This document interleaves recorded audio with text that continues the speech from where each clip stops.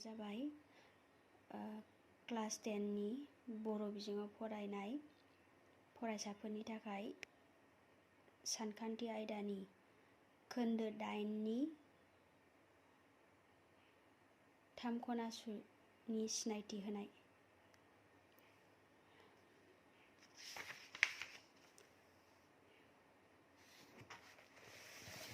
थाम खनासुनि सिनायथि होनाय 3 खनासुआरि रुजुथायफोरनि फर्मुला। बेयाव दङ 3 खनासुआरि रुजुथायफोर।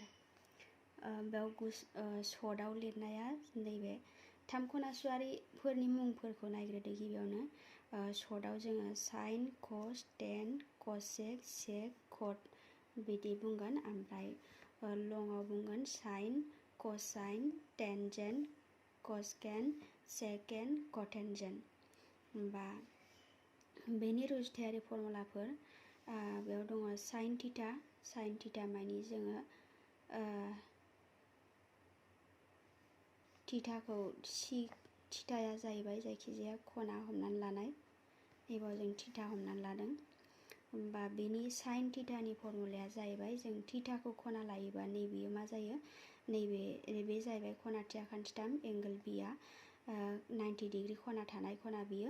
होमबा बेयाव जाहैबाय नैबे सिआ बिजों नांजाबनानै दं। बे जुदि सिआ नैबे एंगोल बिजों नांजाबनानै थायोबा 90 डिग्री थानाय खनाजों नांजाबनानै थायोब्ला बियो मा जायो? बेस जायो। बेस मानि मा जागोन? हासा। ओमफ्राय बेनि उल्था आखान्थियाव थानाया जाहैगोन उल्थायाव थानाय आखान्थिया जाहैगोन पि मानि जागोन पारपेन्डिकुलार जागोन।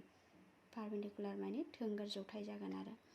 ओमफ्राय दानिया नैबे जाहैबाय खनाथि आखान्थिथामाव बयनिख्रुइबो लावसिन आखान्थिया जागोन जोंना लाव आखान्थि। बे लाव आखान्थिखौ जों माजों फोरमायगोन? ओइच जों फोरमायगोन। ओइच नि फुल फर्मआ जाहैगोन हाइपटेन्यूज जागोन।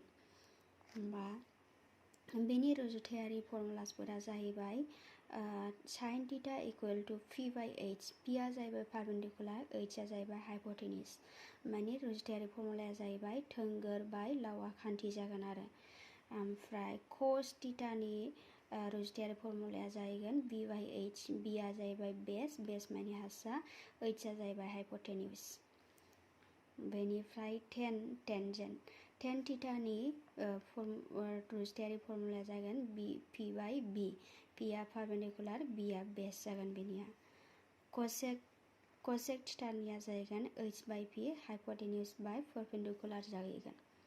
सेक थिटानिया जाहैगोन ओइच बाय बि।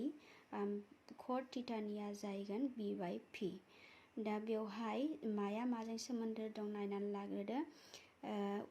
नैबे साइन थिटाजों कसेक थिटाजों बिसोर थोंजोङै मा सोमोन्दो दङ? मानि बेजों मानि मा जागोन? बिसिनि रुजुथायारि फर्मुलाफोरा उल्था जागोन आरो। बेयाव पि बाय ओइच दंबा कसेकनिया मा जाहैगोन? ओइच बाय पि जागोन। ओमफ्राय कस थिटाजों सेक थिटाजों बिस्राबो थोंजोङै सोमोन्दो दं। बेनिया मा जागोन? उल्था जागोन। बेयाव बि बाय ओइच दं नालाय नैबेयो मा जाहैगोन? ओइच बाय बि जागोन।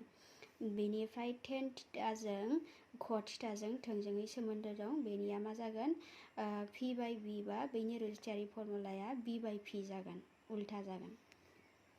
दा बेवहाय जोंना खना लानाया नैबेहाय जुदि नैबे थिटाखौ खना लायोब्ला बेखौ खना लायोबा सावगारिया बेबायदि जानानै थायोब्ला बेजों नांजाबनाया नैबे बेस जागोन।